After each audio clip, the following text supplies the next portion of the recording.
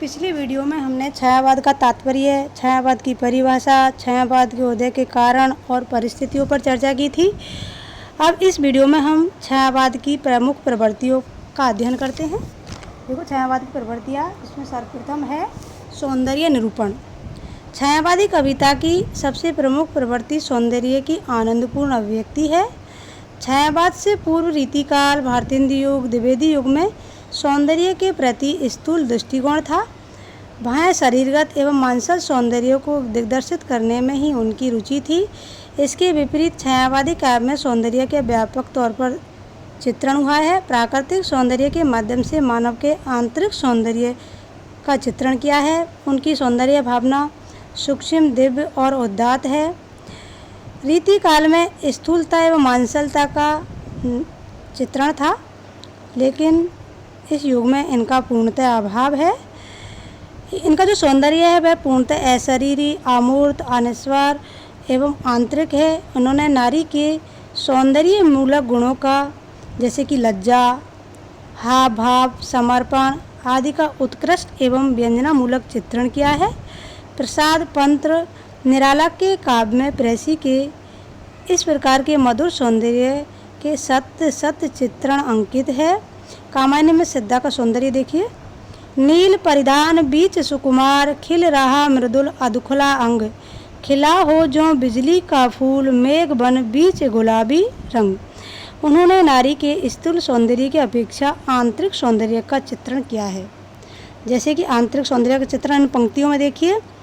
तुम्हारे छूने में या प्राण, संग में पावन गंगा स्नान, तुम्हारी वाणी में कल्याणी, त्रिवेणी लहरों का सम्मान। जो इसके अतिरिक्त उन्होंने नारी सौंदर्य के साथ साथ पुरुष के सौंदर्य का भी चित्रण किया है। पुरुष सौंदर्य को प्रसाद की कामायनी की निम्न पंक्तियों में देखा जा सकता है। अवयव की दृढ़ मांसपेशियाँ, ऊर्जस्था वीर्य अपार, स्फीत सिराय स्वरूप रक्त का, होता जिनमें रक्त संचार। अर्थात इसमें मनु के सौंदर्य का चित्रण किया गया है और मनु मनुष्य का प्रतीक है। अब इस युग की जो अगली प्रवृत्ति है वह है आत्म अभिव्यंजना। द्विवेदी युग की कविता का बाहरी सा जीवन था। कवि की बहिर्मुखी होकर कविता लिखता था।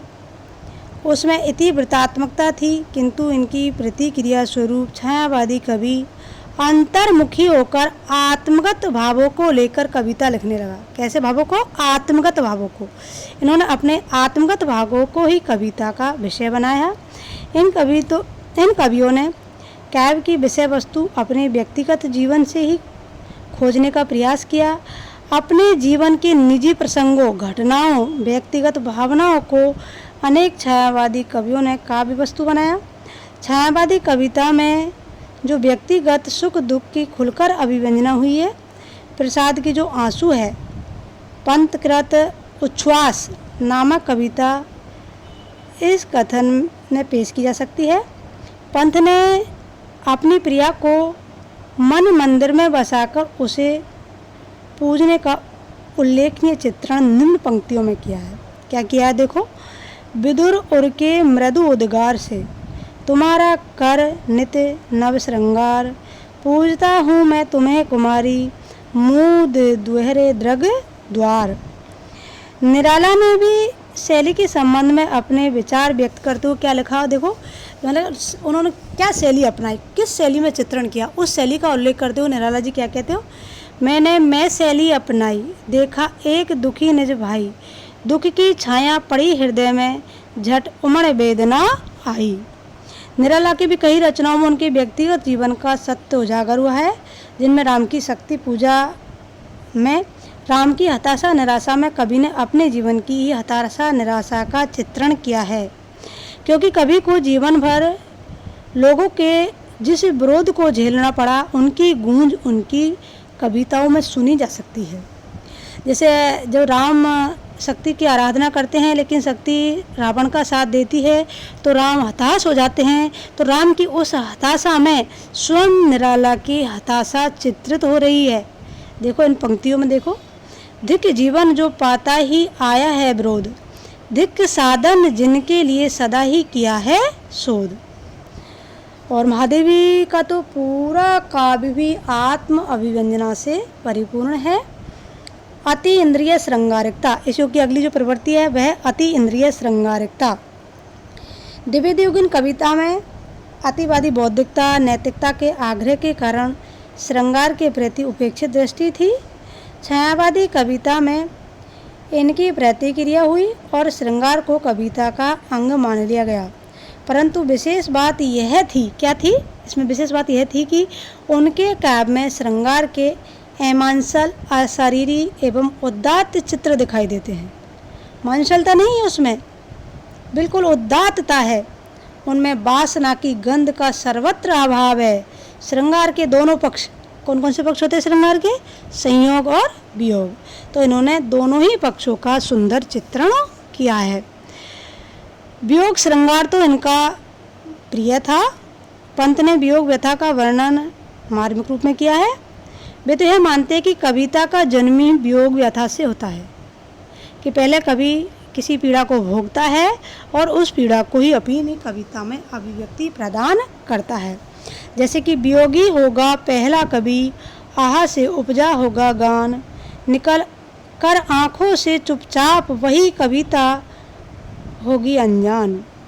इस प्रकार उन्होंने जो कविता है उसकी उत्पत्ति पर प्रकाश डालते हुए लिखा है कि पहले कवि ने वियोग को सहन करता है और उस वियोग वेदना को ही अपनी कविता में अभिव्यक्ति प्रदान करता है। इस युग की जो अगली महत्वपूर्ण प्रवृत्ति है वह है नारी भावना। छायावादी कवियों ने नारी को विशेष महत्व प्रदान किया। इन्होंने नारी के प्रति उदात्त दृष्टिकोण अपनाकर समाज में उसके सम्मानीय स्थान को प्रतिष्ठित किया। रीतिकालीन कवियों ने नारी को विलास की वस्तु और उपभोग की सामग्री मात्र माना। रीतिकाल यानी मध्यकाल में नारी को मात्र उपभोग की वस्तु माना जाता था। राजा का जो दृष्टिकोण था वह शराब और सुंदरी की तरफ ही रहता था, जबकि छायावादी कवियों ने उससे प्रेरणा को पावन उत्स मानते हुए गरिमा प्रदान की। उसे यानी नारी को भय यानी कि नारी दया, माया, ममता, क्षमा, विश्वास, समर्पण एवं प्रेम की देवी है। अपने इन गुणों के कारण वे श्रद्धा की पात्र है। जैसे कामायनी में जयशंकर प्रसाद ने क्या कहा है, देखो, नारी तुम केवल श्रद्धा हो, विश्वास रजत नग पग तल में, पीयूष स्रोत सी बहा करो जीवन के सुंदर समतल में। इसी प्रकार पंत ने उसे देवी, माँ, सहचरी, प्राण कहकर नारी के प्रति अपने आदर का परिचय दिया। और क्या कहा, देखो, तुम देवी हाय कितनी उदार, वह मातृभूमि है निर्विकार, हे सर्व मंगले तुम महती, सबका दुख अपने पर सहती। अगली जो प्रवृत्ति है इस युग की वह है रहस्य भावना। छायावादी काव्य में रहस्यवाद की प्रवृत्ति प्रमुख रूप से उपलब्ध होती है। आचार्य रामचंद्र शुक्ल ने इसी कारण छायावाद का अर्थ रहस्यवाद माना है। प्राय सभी छायावादी कवियों ने अज्ञात सत्ता के प्रति जिज्ञासा के भाव व्यक्त किए हैं। प्रसाद ने प्रेम पथिक, आंसू एवं कामायनी का रहस्य सर्ग, पंत की वीणा गुंजन, महादेवी के काव्य में रहस्यवादी प्रवृत्ति उपलब्ध होती है। कामायनी में स्थान स्थान पर उस अज्ञात सत्ता के अस्तित्व का बोध है। पता नहीं वह अज्ञात कौन है, कैसी है और क्या है, लेकिन वो है जरूर। इसी और संकेत करते हुए कवि क्या कहते हैं, देखो, हे अनंत रमणी कौन तुम, यह मैं कैसे सह सकता, कैसे हो क्या हो इसका कम भाव विचार ने सह सकता। अर्थात परमात्मा की ओर संकेत करते हुए कहा है कि वह कौन है, कैसा है, इस संदर्भ में कुछ भी नहीं कहा जा सकता। निराला की तुम और मैं कविता में भी उस परम सत्ता के अनेक प्रकार के संबंध जोड़े हैं। उन्होंने क्या कहा, देखो, तुम तुंग हिमालय श्रृंग और मैं चंचल गति सुर सरिता, तुम विमल हृदय उच्छ्वास और कांत कामिनी कविता। अगली जो इस युग की प्रवृत्ति है वह है राष्ट्रीय प्रेम। छायावादी काव्य में राष्ट्रीयता के स्वर भी मुखरित हुए हैं। प्रसाद जी ने अपने नाटकों में जो गीत योजना की है उसमें राष्ट्रीय भावना की सुंदर अभिव्यक्ति हुई है। उन्होंने भारत के अतीत गौरव के चित्र अंकित करते हुए भारत की महिमा का भी बखान किया है, जिसमें भारत की उस महिमा का बखान है जिसमें हमारे जो अनजान शरणार्थी है उनको भी भारत में शरण प्रदान कर दी जाती है। जैसे कैसे देखो, अरुण ये मधुमेह देश हमारा, जहाँ पहुँच अनजान क्षितिज को मिलता एक सहारा। माखनलाल चतुर्वेदी के गीतों में तो राष्ट्रीय भक्ति अपने चरम उत्कर्ष पर है। पुष्प की अभिलाषा में उन्होंने पुष्प की अभिलाषा व्यक्त की है कि उसे शहीदों के चरणों में डाल दिया जाए तो उसका सौभाग्य होगा। उन्होंने कहा, मुझे तोड़ लेना बनमाली, उस पथ पर देना तुम फेंक, मातृभूमि पर शीश चढ़ावे, जिस पथ जावे वीर अनेक। इसकी जो अगली प्रवृत्ति है वह मानवतावादी दृष्टि। छायावादी काव्य में सूक्ष्मतम मानवीय संवेदनाओं की झंकार है। मानव की संकुचित जाति, वर्ण, देश भेद पर आधारित विचारधारा पर यह काव्य मार्मिक प्रहार करता है। इन कवियों ने मानव को नए अंदाज से देखा है। निराला सामान्य भिक्षुक, बच्चों और किसानों के प्रति मानवीय संवेदना से ही परिचालित है। वे समस्त मानवों की कल्याण कामना करते हुए विश्व बंधुत्व की भावना से ओतप्रोत भावों को ही कविता का विषय बनाते थे। प्रसाद ने मनु के सामने मानवता का व्यापक मापदंड प्रस्तुत करते हुए क्या कहा, देखो, औरों को हंसते देखो मनु, हंसो और सुख पाओ, अपने सुख को विस्तृत कर लो, सबको सुखी बनाओ। कल्पना अतिरेक, अगली विशेषता है इसकी कल्पना अतिरेक।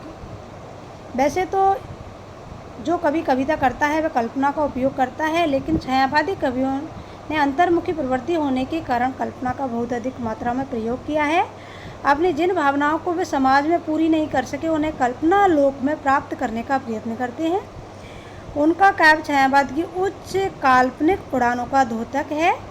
एक साधारण सी बात के संबंध में उन्होंने तरह तरह की कल्पनाएं कर डाली है। अगली जो प्रवृत्ति है वह मानवीकरण। छायावादी कवियों ने प्रकृति का चित्रण मानव के रूप में किया है। इन्होंने प्रकृति पर मानवीय भावों का आरोप किया है और उसे साधारण मानव की तरह हंसते रोते हुए दिखाया है। पंत ने प्रकृति को अपनी काव्य प्रेरणा माना है। मोह नामक कविता में स्पष्ट रूप से स्वीकार करते हैं कि नारी सौंदर्य में आकर्षण होता है, पर वह इतना नहीं जितना प्रकृति सौंदर्य में होता है।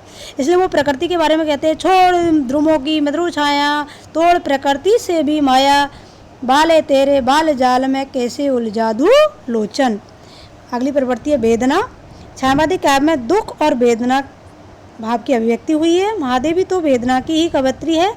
वे अपने वेदना का विह्वल हृदय की तुलना मेघखंड से करती हुई क्या कहती है, मैं नीर भरी दुख की बदली विस्तृत नभ का कोई कोना, मेरा न कभी अपना होना परिचय इतना, इतिहास यही उमड़ कल थी मिट आज चली। अगली जो प्रवृत्ति है वह है जीवन दर्शन।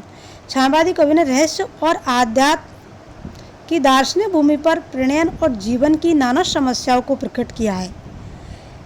कामायनी में ज्ञान, क्रिया और भावना, सुख दुख, राजा प्रजा आदि सभी में समन्वय करके एक उच्च आदर्श का चित्रण किया है। उन्होंने कहा, दुख की पिछली रजनी बीच विकसता सुख का नवल प्रभात, अर्थात जो दुख के बाद ही सुख का नवल प्रभात आता है।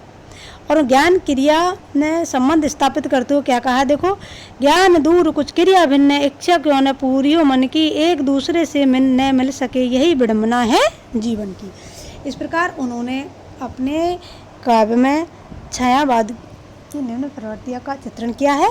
अब हम अगली जो वीडियो है उसमें छायावाद के अभिव्यंजना पक्ष पर यानी कि कला पक्ष पर चर्चा करेंगे। धन्यवाद।